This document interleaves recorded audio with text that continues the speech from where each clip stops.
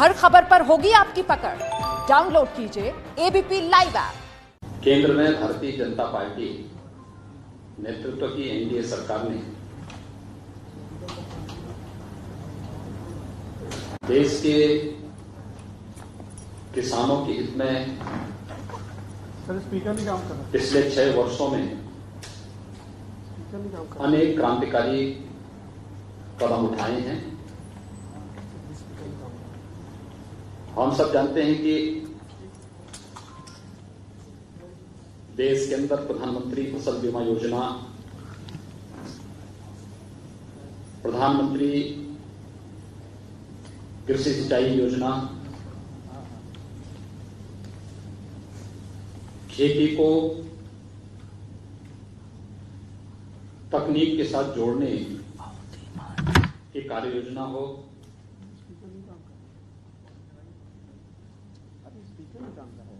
देश के मंडियों को ई नाम से जोड़ करके वन नेशन वन मार्केट के तर्ज पर मंडियों को और किसान के उत्पाद को देश के अंदर कहीं भी बेचने और किसी भी प्रकार के मंडी शुल्क से मुक्त करने का क्रांतिकारी कदम हो।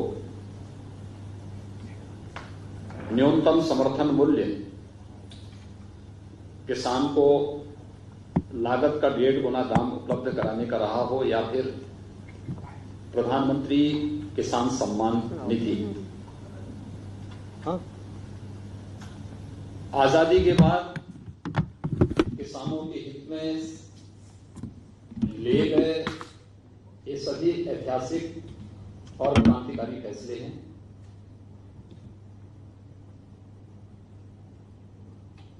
कृषि संबंधी सुधार से जुड़े हुए जो महत्वपूर्ण बिल केंद्र सरकार ने उठाए हैं, जिसको लेकर के देश के कुछ राजनीतिक दलों के द्वारा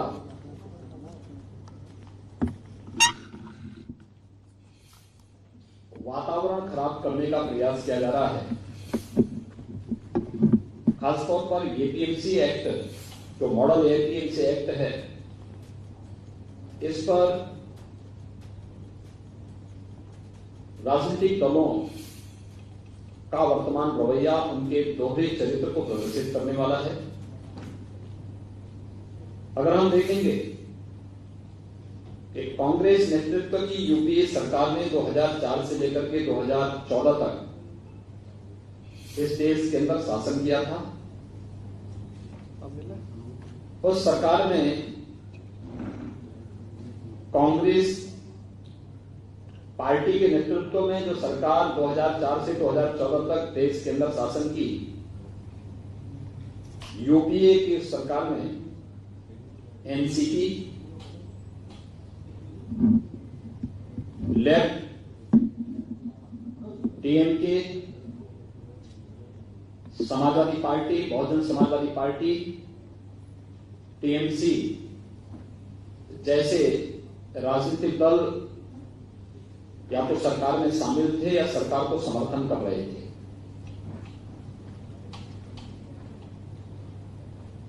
उस समय यूपीए सरकार ने 2010 और 11 के समय देश के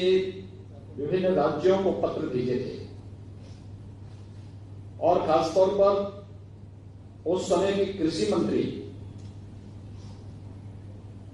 श्री शरद पवार जी ने पत्र भेजे थे मुख्यमंत्रियों को कि स्टेट का APMC act, agricultural produce marketing committees act, इसमें व्यापक संशोधन की आवश्यकता है और एक मॉडल एक्ट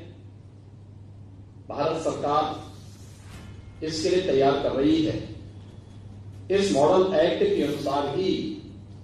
इसे देश के अंदर लागू किया जाना चाहिए। मुझे आश्चर्य है कि किसी सरकार के कृषि मंत्री राज्यों को पत्र लिख रहे होंगे तो बगैर शासन के मुखिया के या जिस पार्टी के नेतृत्व में सरकार चल रही है उस पार्टी के मुखिया को इस बात की जानकारी न हो, ये बड़ी अजीब सी बात है। डॉक्टर मनमोहन सिंह जी देश के प्रधानमंत्री थे, श्रीमती सोनिया गांधी जी यूपीए की चेयरपर्सन थी, श्री राहुल गांधी जी का एक अहम रोल तब भी कांग्रेस महासचिव के रूप में उस समय भी था और एक सांसद कांग्रेस पार्टी के सांसद भी थे।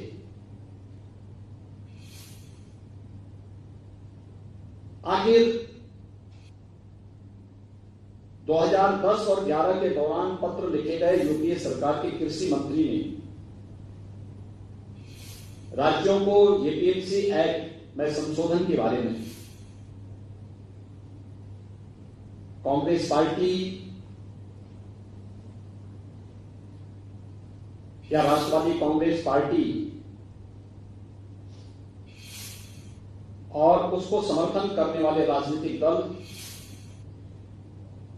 आज अपने उन वक्तव्यों से कैसे मुकर सकते हैं और कैसे मुकर रहे हैं, ये इनके दोहरे चरित्र को प्रदर्शित करता है और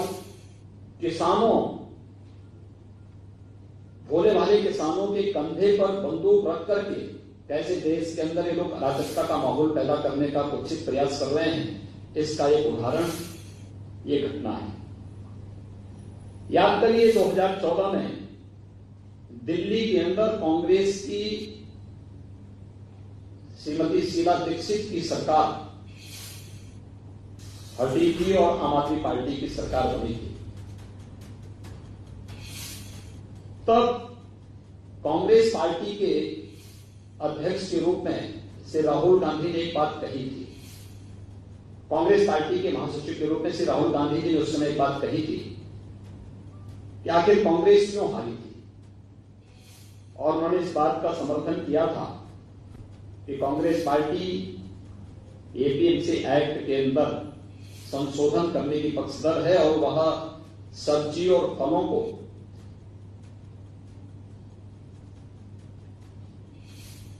मंडी से मुक्त करने का समर्थन करेगी, और दिल्ली में हार का कारण उन्होंने इस बात को माना था।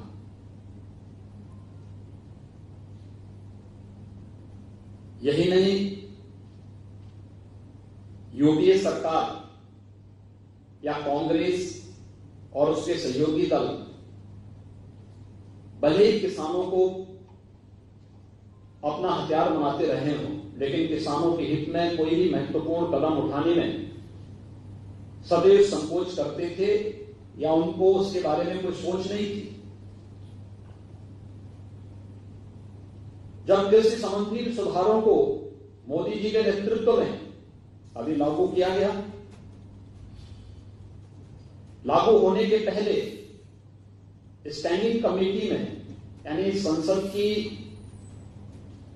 कृषि संबंधी जो स्थायी समिति होती है, उस स्थायी समिति की बैठक में पहले इस पर विस्तृत चर्चा हुई। स्थायी समिति की बैठक में भी अकाली दल ने, समाजवादी पार्टी ने, टीएमसी ने, कांग्रेस पार्टी के नेताओं ने, राष्ट्रवादी कांग्रेस पार्टी के नेताओं ने, इन सभी ने एपीएमसी एक्ट में, राज्यों के एपीएमसी एक्ट में संशोधन करने और मॉडल एपीएमसी एक्ट लागू करने की वकालत की थी, जिसके तहत वन नेशन वन मंडी की इस परिकल्पना को साकार किया जा सके। और आज वही दल भोले भाले किसानों के कंधों में बंदूक रख करके देश के अंदर अव्यवस्था और अराजकता फैलाने का प्रयास कर रहे हैं, एक प्रकार की अव्यवस्था पैदा करने का प्रयास कर रहे हैं। ये राजनीतिक दलों के दोहरे चरित्र को स्पष्ट रूप से प्रदर्शित करता है और इसलिए मैं आज के इस अवसर पर इन सभी राजनीतिक दलों से मैं कहना चाहूंगा, चाहे वह कांग्रेस पार्टी हो। सबसे आश्चर्यजनक तो यह है कि जो आम आदमी पार्टी दिल्ली के अंदर एपीएमसी एक्ट के तहत संशोधन के बाद इसका नोटिफिकेशन भी जारी कर चुकी है, उसने भी कल के देश के बंदी की घोषणा का समर्थन किया है। इनके दोहरे चरित्र को देखें। जब सत्ता में रहते हैं इनका आचरण कुछ और होता है, इनके वक्तव्य कुछ और होते हैं। संसद की स्टैंडिंग कमेटी में बैठते हैं, वहां पर इनके वक्तव्य कुछ और होते हैं। और आज जब केंद्र की मोदी सरकार ने किसानों के व्यापक हित में कृषि संबंधी इस कानून को पास करके देश के अंदर लागू किया है, कई राज्य सरकारों ने अपना समर्थन इसके साथ व्यक्त करते हुए इसे लागू किया है। उस समय इन सभी राजनीतिक दलों के इस चरित्र को देखें, चाहे वह कांग्रेस हो, टीएमसी हो, राष्ट्रवादी कांग्रेस हो, समाजवादी पार्टी, बहुजन समाजवादी पार्टी या फिर अन्य जितने भी ये दल हैं, अकाली दल, आम आदमी पार्टी, डीएमके, लेफ्ट पार्टी, ये सभी अपनी घोषणा पत्र में क्या कहते थे? 2019 के घोषणा पत्र भी राजनीतिक दलों के देखे जाएं तो कांग्रेस का घोषणा पत्र तो बहुत स्पष्ट रूप से एपीएमसी एक्ट के संशोधन का समर्थन करता है, मंडी प्रथा को समाप्त करने की वकालत करता है। लेकिन अगर वही कदम भारतीय जनता पार्टी नेतृत्व की एनडीए सरकार ने उठाया है तो आज ये लोग देश के अंदर अव्यवस्था और अराजकता का सा वातावरण पैदा करके भोले भाले किसानों को गुमराह करने का प्रयास कर रहे हैं। यह देश इन राजनीतिक दलों के इस दोहरे चरित्र का जवाब पहले ही दे चुका है। इन सभी राजनीतिक दलों को जनता के सामने माफी मांगनी चाहिए। इन्होंने संसद में भी, सरकार में रहते हुए भी,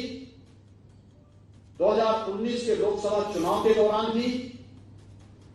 और उस चुनाव के उपरांत भी संसद की अस्थायी समिति की बैठक के दौरान भी जब परस्पर चर्चा अस्थायी समिति के सामने इस बिल पर हुई थी, तब भी इन लोगों ने जो बातें कही थी आज उससे स्वयं मुकरते हुए दिखाई दे रहे हैं। राजनीति मूल्यों और आदर्शों की होती है, राजनीति सिद्धांतों की होती है। राजनीति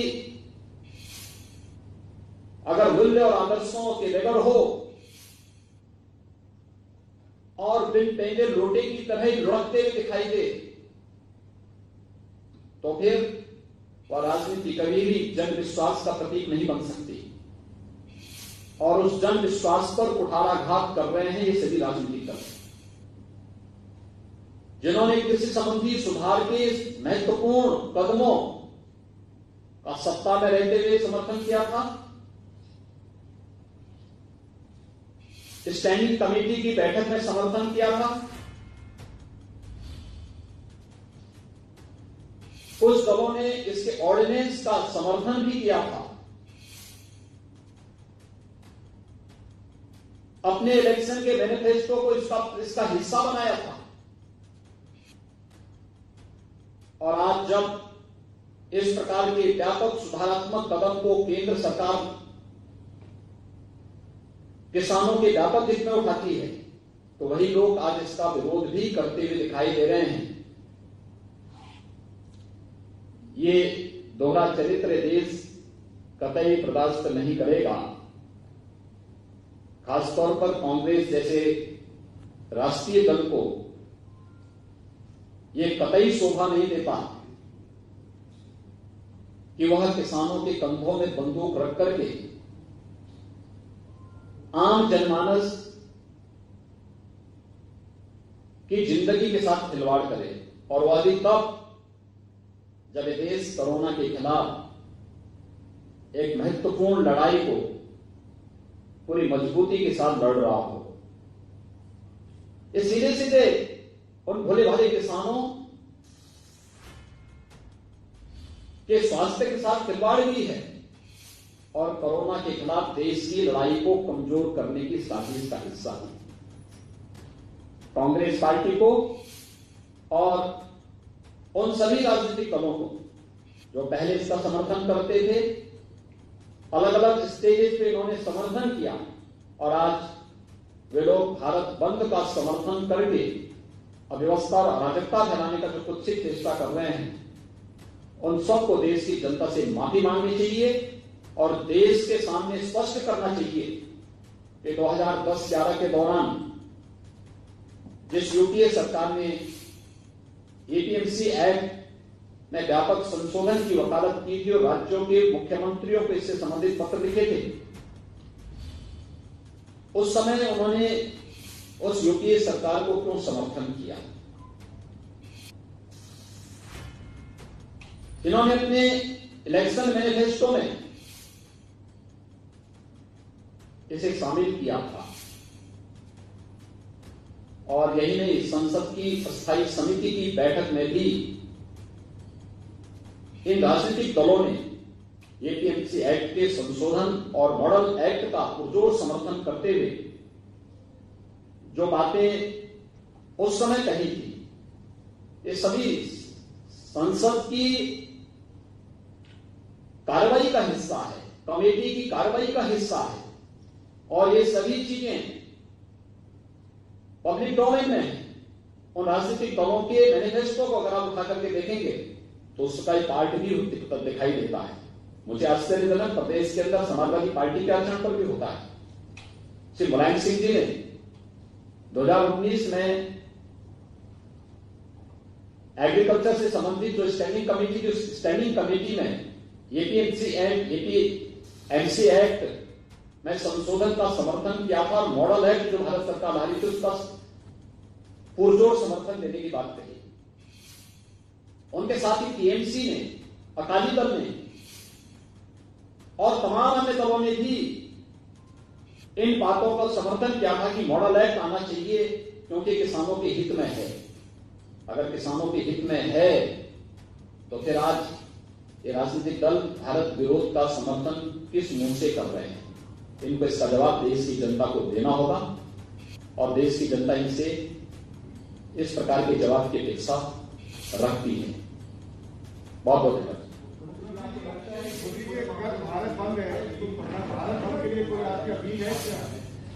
देखिए, भारत सरकार ने बातचीत के सारे रास्ते खोले हैं, और कृषि मंत्री जी, भारत सरकार के कृषि मंत्री और अन्य केंद्रीय मंत्रीगण किसान प्रतिनिधियों के साथ कई दौर की बातचीत कर चुके हैं। मुझे लगता है कि जब भारत सरकार ने इस संबंध में किसान प्रतिनिधियों के साथ में बातचीत सीधे जारी रखी है, कोई औचित्य नहीं है इस प्रकार के किसी भी ऐसे कदम का जो अलोकतांत्रिक हो और जिसके कारण ऐसे तत्वों को इस आंदोलन को खराब करने का अवसर मिले जो वास्तव में किसानों के कंधे में बंदूक रख करके अपने स्वार्थों की पुष्टि करना चाहते हैं। और इसलिए हम लोग चाहेंगे कि बातचीत का क्रम, संवाद बना रहना चाहिए, और संवाद किसानों के हित में जो कदम मोदी सरकार ने उठाए हैं पिछले 6 वर्षों के दौरान मैं विश्वास के साथ कह सकता हूं कि आजादी के बाद 55 वर्षों तक शासन करने वाली राजनीतिक दल ने किसानों के हित में इस प्रकार के कभी भी महत्वपूर्ण कदम नहीं उठाए। लेकिन आज कुछ लोग अपने निहित स्वार्थों के लिए भोले भाले किसानों को गुमराह करने का प्रयास कर रहे हैं। धन्यवाद।